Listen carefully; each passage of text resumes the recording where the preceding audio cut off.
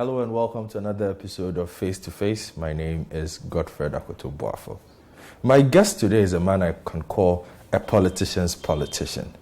He has run a political party, he has administered a political party, he has run campaigns, he has won elections, and he has also lost elections. But he has another opportunity to win another election. Peter Mac Manu is our guest on Face to Face.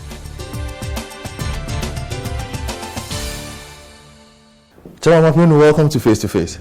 Thank you, go for it. You didn't set out to become a politician, did you? No. When you started out in the Western region, what was the big plan for a young Mac Manu?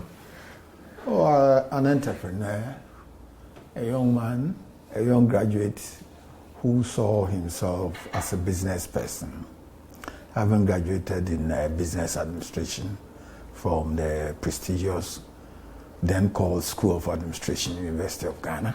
Oh. I was poised to work on my own. So as an entrepreneur, I did my national service and then took my fate in my own hands and came up with the founding of various companies, which some of them are still running, some have failed, but you learn from the failures to make more successes in future. So for you, at that point in your career, building businesses, did you envisage at any point that you would develop a love for politics?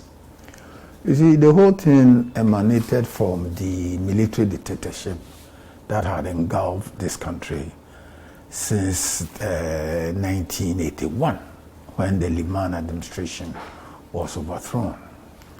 And you could see that there was a culture of silence. People did not have the ability to speak. There was stifling of human rights, enterprise rights, and what have you. So some of us sat back and said, what's happening in this country? And the shock of it is that the people who were at the helm of affairs at that time, the military junta and their associates, many of them were our associates at the university. So you sit back and say, this gentleman, either he was in this hall, he was in this room, he was in this course. I know him very well. Why is he doing this to this country and all of us are sitting back like that? Are we not men? Are we not women of substance? So by and by, there was that culture of silence, nobody could speak. Then came in Professor Eduboahin's speech at the British Council Hall that broke the culture of silence because people could not speak. But at that symposium at the British Council, he broke the silence and then all of us followed suit. So he was touring from region to region. And by that time, the Dankwa Buzia Club had also been formed. And as you know, the genesis of the present New Patriotic Party is from the Dankwa Buzia and Dombo Club. So I became a member in Takrady. He came there. It was very much welcome, a tumultuous welcome. And the idea then was to get rid of the military dictatorship so that we could have our freedom of speech, freedom of enterprise, because people's businesses were seized at will. And as we were doing that, there was also what I call external pressure. I think I must bring in that. Because the Berlin Wall had collapsed and communism had fallen. So the dictators who were having their masters in Eastern Europe, socialism and communism had collapsed, so they didn't have anywhere to fall on. And with the collapse of the Berlin Wall, freedom was the beginning, the new wave of activism or political activism worldwide. In respect of that, one thing that went with it is the reintroduction of multi-party democracy. Oh, okay. Africa had its own multi-party democracy at the beginning of decolonization. Ghana, we had ours in 1957. There were multi-party democracy. Later, 1960, Nigeria had it, Kenya had it, Tanzania had it.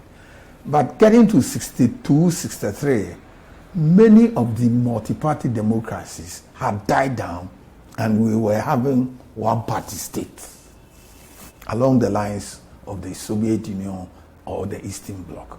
So when that collapsed, and the military dictators had no war to fall on, it also aided the internal fight from the Dubois, the Danko Bouziers, etc. No wonder that in 1992, I think April or so, the ban on political parties was lifted. This ban had been put in place in the coup of President Liman. There was not to be any political activity. Members of parliament had been arrested, ministers had been arrested, some of them had been jailed, etc. So we were living with decrees and not laws. So the rule of law had been lost on us. There was no multi-party, there was no multimedia, where there were now various kinds of media and people could speak and others could also express their opinion. We didn't have all these at those times.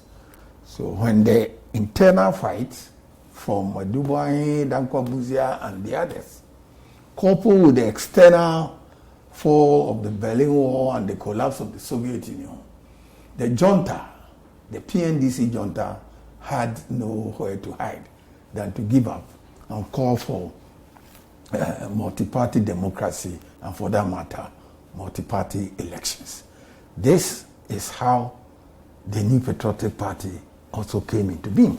Mm-hmm. So when they call for the revival or the rebirth of multi-party democracy, then we came up under the leadership of Mr. B.J. Darocha, may his soul rest in peace, our first chairman, and the late Mr. Ajenim Boateng, who was our first general secretary, may his soul rest in peace.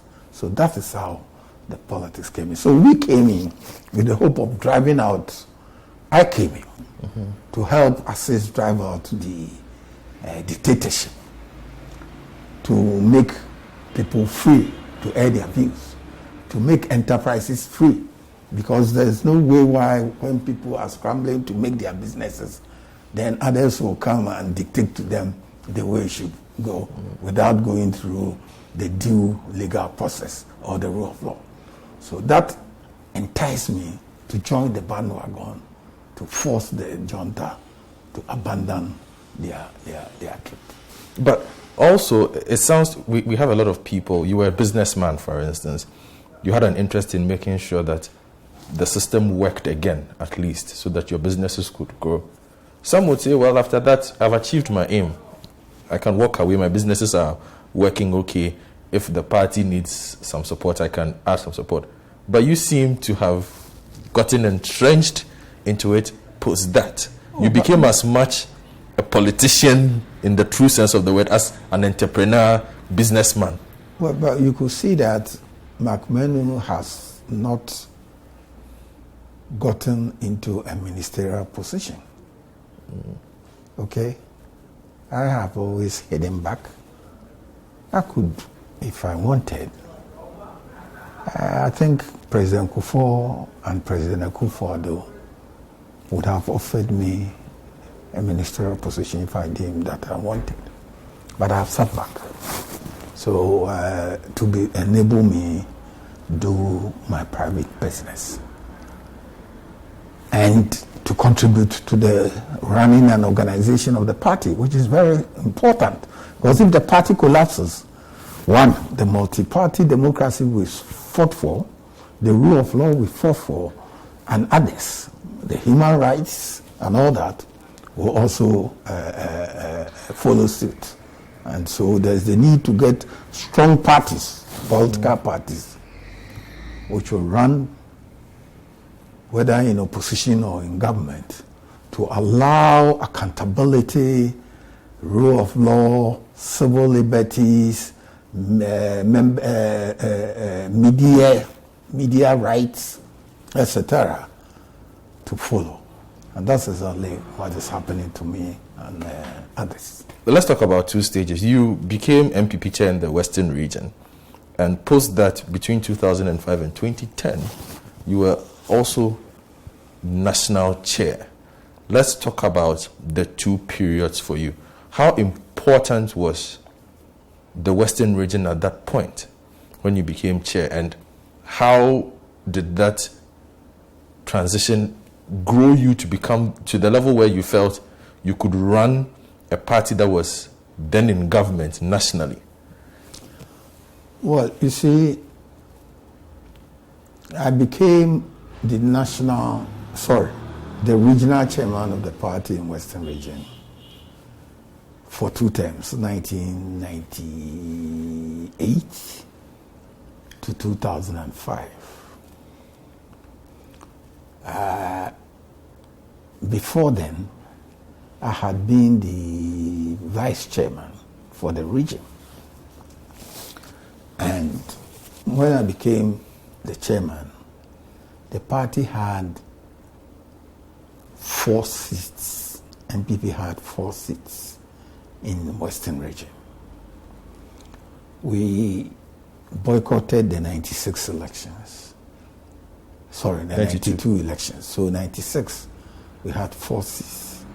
So when I became chairman in 98 and we were going to the 2000 elections, I worked hard with my team to be able to raise the seats from 4 to 9.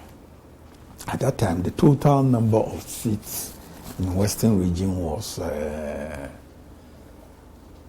think, 19.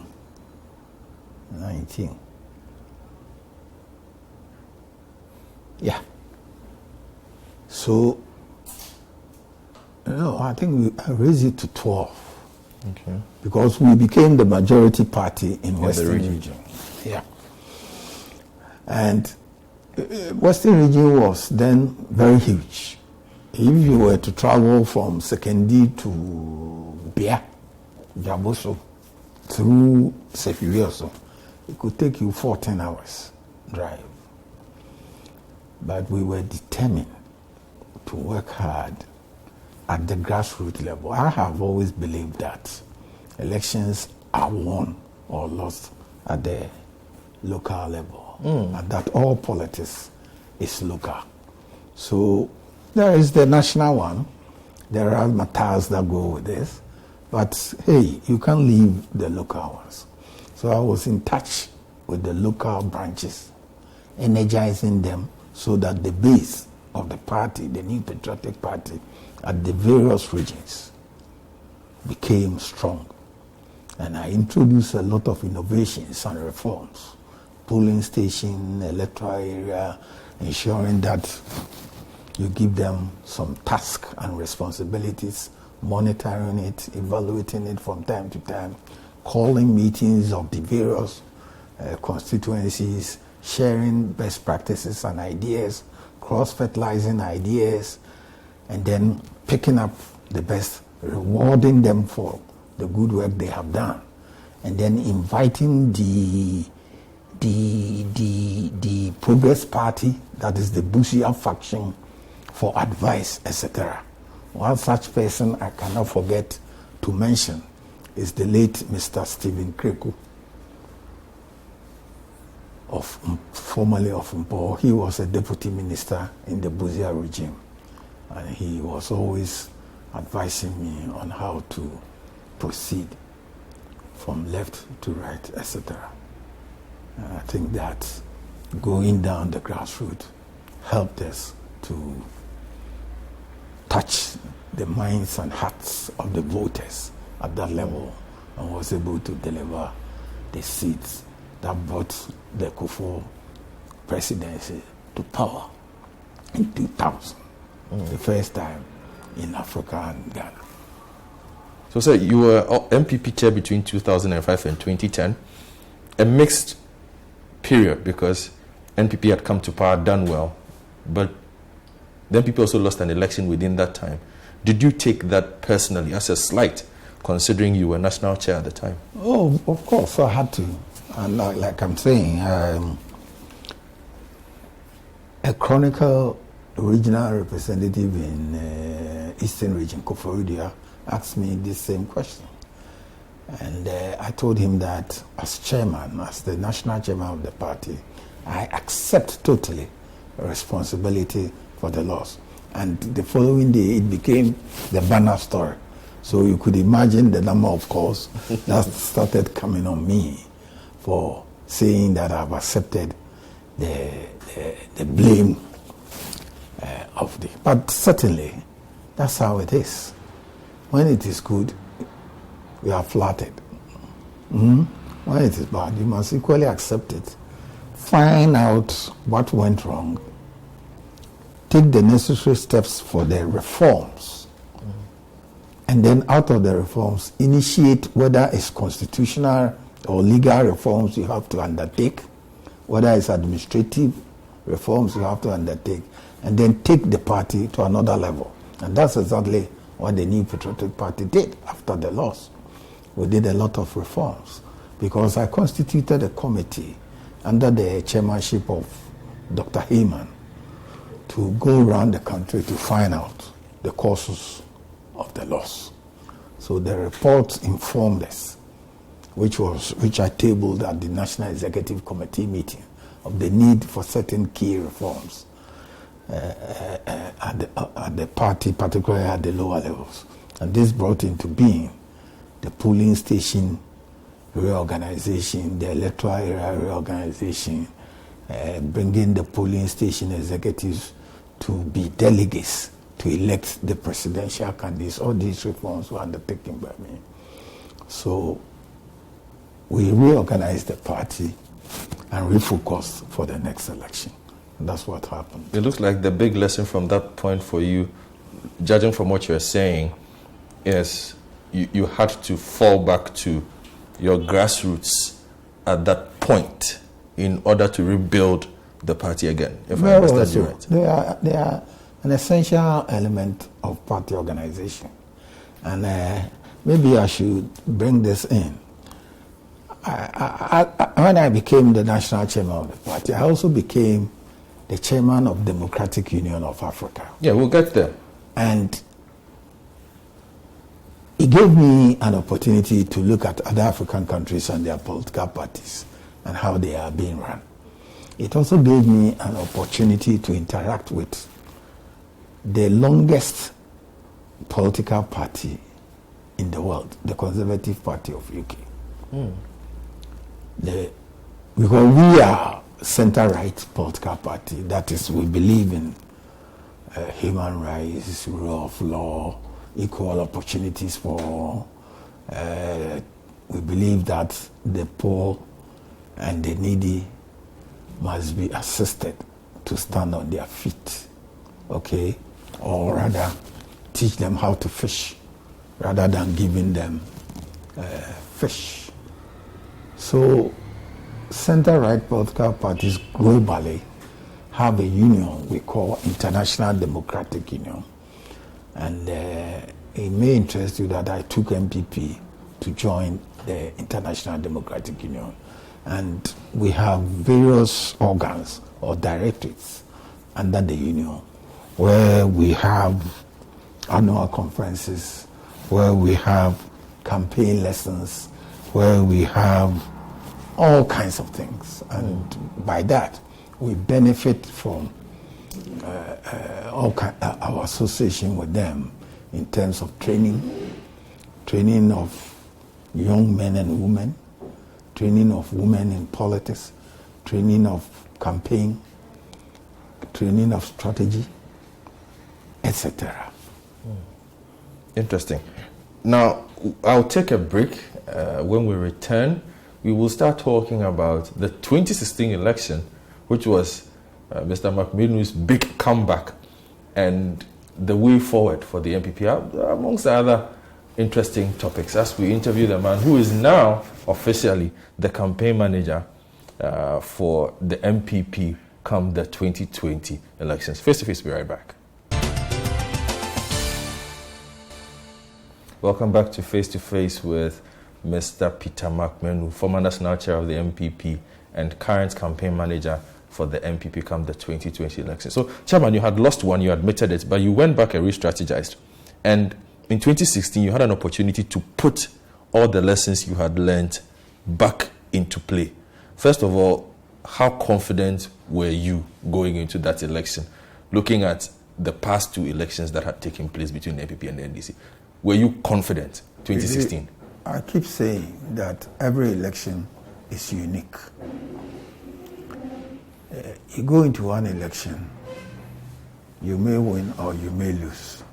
But going into the next election, it doesn't mean that the same factors that were at play in the previous election are going to come up in the next elections. No. So the 2012 elections was quite different from the 2016 elections. And equally, the 2016 elections is going to be different from the 2020 elections.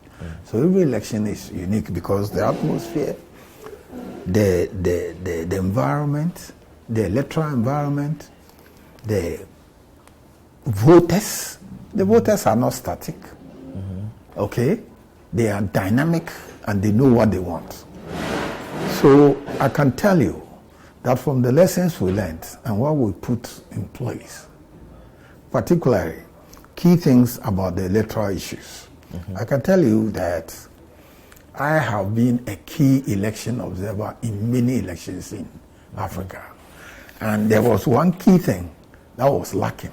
And I'm glad that I have been able to introduce that among many African countries. And that is election results management. Okay. Hitherto, people just go and vote and they go to sleep. Then they say, oh, the election was peaceful. The election was peaceful. That's what the observers would. I say, but the election, the results administration or management is a part of the elections. Okay? Because if you leave that to the Electoral Commission, as we all know in Africa, a lot of things happen, underhand dealings.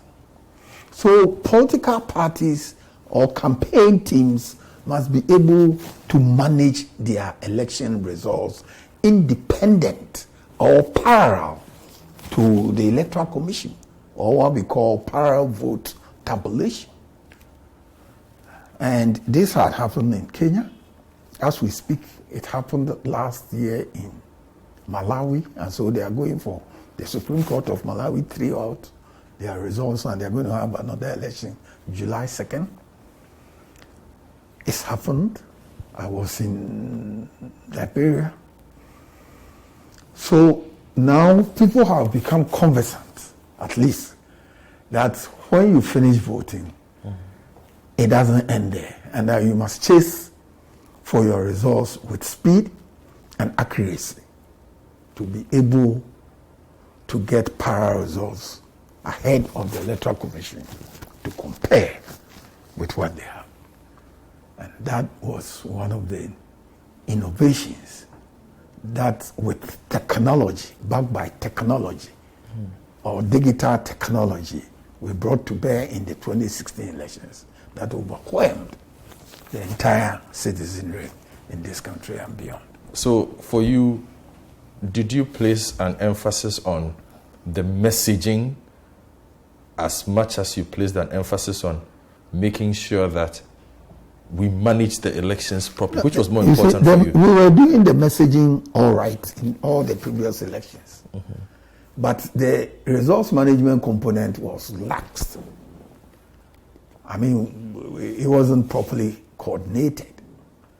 Okay, the messaging was very well done. I mean, our presidential candidate is a good speaker. He knew what he wanted, and all the messages that he was putting out was what the Ghanaians wanted. Because let me tell you, the messages did not come just from air. We did what we call baseline study, a poll from the Ghanaians to ascertain what they want. And you will find out that employment, security in some areas, jobs, okay, that's employment, corruption, environment, how their farms and their river bodies were being destroyed. So you capture all these in the baseline study, and then based on that, you know what the people want to put it up in a policy document or manifesto. Because you don't just churn it out. So messages must come out after you have interacted in the form of a poll or a baseline study. Then you do a tracking to follow from time to time what their mindsets are doing. And that's exactly how campaigns are conducted. And to become a campaign manager, this is going to be another opportunity for you. I must ask, do you go and say, I think I can help you win this election? Or you get invited and you say, oh, okay, let me consider this invitation you have given me? To be honest with you, the then presidential candidate invited me and asked me to write a 2-page script on campaign for him, which I did. Okay, which I did. And I have worked, or should I say, I have done a lot of campaigning with him in the previous elections. So when he invited me to write a 2-page document on campaigning for him, and I did, then that's what I believe must have attracted him to say, hey, this man can do the job. And that was in 2016. Okay, so in December, when we went to our conference in Sunyani, then I was officially named as the campaign manager in December 2015, for the 2016 elections. Yeah. So I had to form my team to prosecute the campaign. But there's a question I must ask you, since you're in a position to know this. What kind of person is candidate Akufo-Addo as compared to President Akufo-Addo? Let's look at candidate Akufo-Addo. For a campaign manager, is he a difficult person to deal with? You see, the man is an experienced man. He's an experienced politician. If you look at his history from the years back, from this Dankwa Buzia thing I'm talking about, he was their secretary. Edubuahe, he was the organizer. Then we came into J. Kufuor, he challenged him. I remember at Sunyani Congress, we lost to J. Kufuor, but he put in his weight and support. Then later, President Kufuor won and appointed him as the Attorney General and the later Minister of Foreign Affairs. So, and he has become an MP. He himself has also run campaign as a member of Parliament. I remember in one of his elections in Buakwa, this same election results management I'm talking about, his opponent in the NDC stole the results. So it became a violent attack before ultimately the results were overturned. So that was the nature of election results management I was talking about. And he knows all these things, okay? Because he's become, I think, a third-term MP, an organizer, a party man, a good lawyer, a human rights lawyer, and all that. So name it, anything in politics, he's well versed in it. So he's very intelligent politician by all standards, local and international. Does he listen to you? He does. You've spoken about a man who obviously knows what he's about. He does. He does. He does. He does. Yes. You've been asked to come back as campaign manager with your team. Was there a moment where you sat back and said, well, I've done this for so many times, maybe let somebody else come, or you feel you have something new to teach? I think that as we move along, as we grow older, there's the need to also bring the young ones along. And I'm happy that my special assistant is now the director of elections of the party. And he's now in charge of the campaign electoral affairs. So if nothing, I'm happy that I've been able to hold somebody's hand to follow me and listen to me and read after me and be able to reach that the party has had confidence in him to give him that position as director of elections and, for that matter, director of campaign electoral affairs. Now, you've been on both sides. Is it any different doing government side campaigning as an incumbent and then doing the campaign strategy from the opposition side? For you, what have been the biggest differences? Oh, like I said earlier, the timing is important, whether you are in opposition or in government. Because you see, in any campaign, the heartbeat of any campaign is the voter. So what does the voter want? It's not you, the campaign, but what does the voter want? So what the voter wanted perhaps in 2016 is different from now. And as human beings, he will tell you, oh, I need pipe-borne water, I need pipe-borne water, give him pipe-borne water, fine. But he will not settle for that. He's a human being. So he will say, oh, I need laptop. From laptop, he will say, oh, I need a TV. You know, that's life. What the French will say, c'est la vie. You have to improve upon your living conditions day in and day out. So rather, it is the voter who should decide. And that's the dynamics of elections. And then also, even with the voter, there are internal migrations because of either work or whatever. People move from the north to the south. When they come, there are certain influences that may influence their thinking. There are the religious component of it. There are the educational component of it.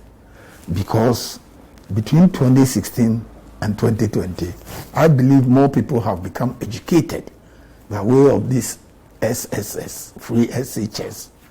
And so when people become enlightened, their thinking is different. So the heartbeat is the voter. So let us find out what the voter wants now and not what he wanted in 2016. No, they are different. Okay. You gave him a promise in 2016. How far have you brought them? And based on that, what is he likely to ask for in the coming 4 years? And that is the meaning of the baseline study I told you about. Okay. Because it will influence you, it will tell you what the voter wants. You must satisfy the voter. But of course, what he wants is the center stage of every campaign. Yeah. So that leads me to my next question, which will basically be, there are those who say, depending on which side you are, be it NDC, NPP, this might be the most difficult campaign to manage, looking at where the NPP came from and the promises that they made, the expectations that they came with, against another campaign team that has also run the country and is making a strong case for its record. How do you figure that out based on what you did in 2016? If I get you right, I don't think that the campaign is going to rely on its achievements in 2016, no. Certainly, the campaign had done an overview of what happened. Some, we got it right, and we are going to hammer that. Some, we got it wrong, and we are going to reform that. But I keep saying, and I've told the president that the magic to the victory of 2016 was hard work. The president worked hard, backed by his energetic vice president, Dr. Mahmoud Bawumia, and solidly backed by the party machinery and the campaign. We worked hard. So the magic to any successful campaign is hard work. Some people were relying on other people to do their work for them. But for us, we thought that, hey, do it. Be innovative. Come up with new ideas, because the election of 2012 is certainly different from 2016. And then work hard towards it, day and night. So you need the human beings, you need the time, and then you need the resources. And then work hard to make a successful campaign. And the test is further exacerbated by the situation that we find ourselves in. You have to manage an election and strategize for an election under a coronavirus that nobody knows how it will end. Certainly, you must admit that makes your task harder, and perhaps you might have to find innovative ways of going about this other than what you would have planned normally. You are very right. You are very right, because this situation we find ourselves now, the COVID-19, the pandemic, has shot the world in a shock, economically, health-wise, etc. Nevertheless, in a country like Ghana, where our constitution does not give room for any change of date of elections, we are bound to go into the elections on 7th December. You are certain of that? Yes, because the constitution, if you've read it carefully, doesn't have any room for any maneuvers. I know that in other countries, their constitution gave room. 3 days ago, Poland, their legislature voted to extend the dates for their elections. Equally, last 4 weeks or so, South Korea went into the elections, and they had the highest turnout in their election history. As we speak, Burundi is going to have their elections in May, this month. Malawi is going to have theirs July 2nd. Tanzania is going to have it in October. So what prevents, and Mali has had theirs already. What prevents Ghana from having ours? So we look at it and look at the fallback situation, because the situation is not normal. So what's our fallback position? We, in 2016, relied heavily on what I termed retail campaign. That is one-on-one campaign with the voter. But now, with the social distancing and other issues, you have to look at that in perspective. But you can bring in other technological means. Now there are so many WhatsApp groups, which is a means of communicating. There are so many social media attractions you can use to influence the voter. And then you can do the one-on-one, but you must be mindful of the health dimensions and go with the WHO and the Ghana Health Service approved protocols. So we have taken all these into account in our campaign programs. And we're just going to do that at the appropriate time. What have you made of your opponent's current gripe with the EC, who will oversee the election, based on the COVID situation we find ourselves in and the compilation of a voters register? Well, in the first place, when I think the University of Ghana made some research, I think it was 68 or 70% of Ghanaians had said they had confidence in the EC. That is about 3 months ago or 4 months ago, the University of Ghana Political Science Department.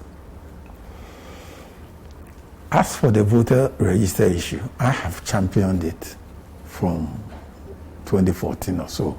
And when, during the era of Charlotte Osei, there was a huge debate for a new register because we had apparently exhibited some names of the register who were Togolese, Ivorians, etc. And they were doubters. A meeting or a conference was called at Alisa Hotel, and I represented NPP to say our side of the story. The conference was chaired by the late VRAC Crab. They came up with their recommendations. In fact, I have a copy here. Then the recommendations, the EC did not take it on board at that time. But I remember that many of your colleagues in the media fraternity kept asking me, so if a new register is not done, what are you going to do? What are you going to do? And I said, well, I am a campaign manager and I'm not supposed to divulge every part of my strategy to the public. And that when we get there, we'll cross it. But whether a new register or not, that's what I said, we will take part and win the elections. And lo and behold, in the name of God, we took part and we won. But there are so many things we did. You see, I had created a specific directorate for register issues under the 2016 campaign. Specifically for register issues.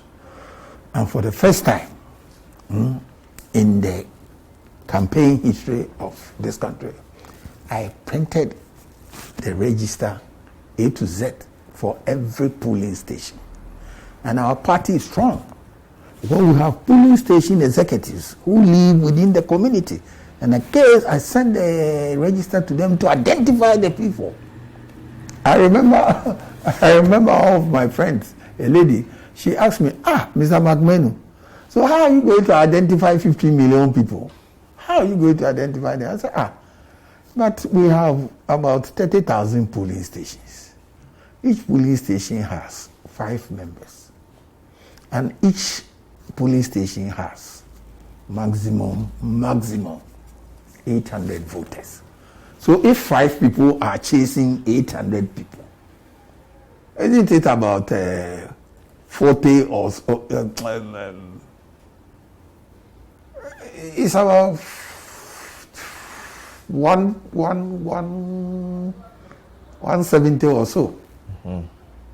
Okay, so if we assign you 170 people you live within the community, to track them, we have given you their pictures and tell us about them, whether they are dead, they are alive, they are Ghanaians, they are below 18 years or that. And if they are below 18 years or that, and they are not Ghanaians, then at the appropriate time, that is when the exhibition is done, which is in the law, the CI, then we file an objection. Because the law gives us that right to file an objection against certain names when they are exhibited. And we did exactly that, particularly in areas that we thought that we had seen names of Togolese on the same register, and they are on the Togolese voters register. Okay. So a lot of innovation came in, and we are going to bring a lot of innovation into the 2020 elections as well. All right. Then, speaking to Mr. Peter Mac Manu, National Campaign Manager for the NPP come 2020 elections, when we return from our final break, we'll discuss his 3 M's and what he sees for the NPP in the future. Like he said, he's bringing out a new, he's letting the youth follow him. We'll find out exactly where that will lead them. Face to face, we'll be right back. Welcome back to the final hurdle of our interview with Mr. Peter Mac Manu. So, Mr. Mac Manu, let me put it this way. If the EC does not get the opportunity to do what it says he wants to do with the new voters register, will you still go ahead? Oh, very well. You are confident? We are going to go. We are going to go into the elections. No 2 ways about that. are going to go into the elections. Yes. Okay. Yes. All right. Now, let me because we don't have any option per the constitution of this country. Yeah. So we're going to go. All right. Now, let me ask you a few peripheral questions. Now, in 2017, there was a bit of controversy, and for a man who's been in politics for several years, your name rarely comes in touch with controversy, I must admit. It's good to be. Sometimes the consultants will tell you that you should sound controversial a little bit. What happened in Kenya in 2017? Well, I am an international consultant. I am an international consultant, particularly on African political party organization, election management, and strategy. So a lot of organizations consult me: International Republican Institute, National Democratic Institute, Netherlands Institute for Multi-Party Democracy, etc., to do training and etc. for some of the political parties or their associates. So I was invited to go and train the Kenyan opposition on election results management or parallel vote tabulation. Okay? And, well, they have their own intelligence. So it must have fizzled out to them that the man is coming today, so we should block him. There are other Africans from getting access to our opponents. So I was refused entry. At the airport? At the airport, yes. Oh, okay. And brought back to Ghana, that's all. That was the end of. Have you been back since? Oh yeah, I mean, they told me that we know you.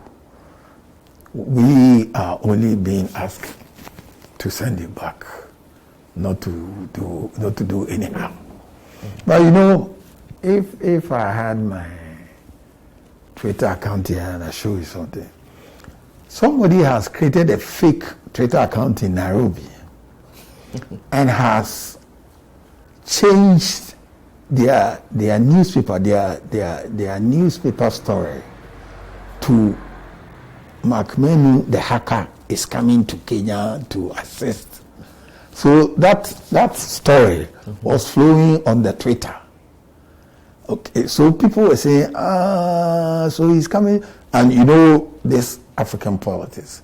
Those who belong to the opposition parties were saying, so what is wrong? Then the government party were saying, yes, but he's coming to steal for you and all that. So it generated a lot of controversy on Twitter. Meanwhile, I had a friend who was working at that New Nation Media. It's a newspaper. Yeah, I know. So I sent a copy of the newspaper clip to him. Then he said, no, this is not our story. So he brought that day's story. Then you could see that portion had been taken out, and then that story about Mac Manu has been planted and is being circulated on the media. So I got another person to send a story on it, that this, comparing the two. This is the date, and this is the story of the day on the news shelves. And then this has been a fraud or illegal or fake one. Then we put it out on Twitter and other stories in Kenya. So there has been some duels. I met some of them at various conferences. The Kenyan. So even here in Accra, some women came at a meeting. When I introduced myself, I said, so you are Mac Manu. I have to take a picture with you. But in explaining that, Mr. Manu, you've brought up an interesting conundrum. And recently, I think CNN did something on how media companies, how Twitter trolls, social media farms are influencing elections. And Ghana was mentioned quite heavily. Is that a concern you have? You're a campaign manager. Oh, these are things that will affect whether you win an election or not. It is. I have attended a conference under the International Democratic Union where the Leadership Institute showed us clips of how the Russians influenced the American elections of 2012 using social media. So I'm very much aware of that. And I trust my social media team and my digital team of this campaign. So we are aware, we are very much aware, and we are working to stop everybody. And quick rebuttals is also an answer. You don't have to waste time. So my communication team, headed by Alhaji Hamid Mustafa, they are doing a good job in that direction. The digital team is also doing a good job. The new media and their army are also doing a wonderful job. But I must also ask, I follow you on Twitter, and you have one of the more interesting Twitter accounts for politicians at your level. Do you tweet yourself? I do. That's interesting. I do. Because normally you would find people at your level handing it over to somebody to do, but do. Your engagement does sound like you. Yeah, I do. Why do you feel you need to engage? I'm asking because a lot of people, again, at your level, prefer to hand it over because they feel I can't handle this myself. I don't understand. No, you see, but you are quite active. I used to be very active on Facebook. Then I moved to Twitter. Okay. But Ghanaians are only recently coming up to Twitter. So my people who would have done that for me on Twitter are not too much conversant or are not regular on Twitter. I am rather bringing them. Yeah, you are very regular. So you can imagine. Mm-hmm. And in wrapping up, your campaign, we are told, is formed around what you call the 3 M's. If you can quickly elaborate on money, mobilization, and messaging. Yeah. Money. You see, I've spoken a lot about various directives that all have to come together to give out the best for President Akufo-Addo and his vice and the New Patriotic Party in general. To be able to do that, you need to put certain infrastructure in place.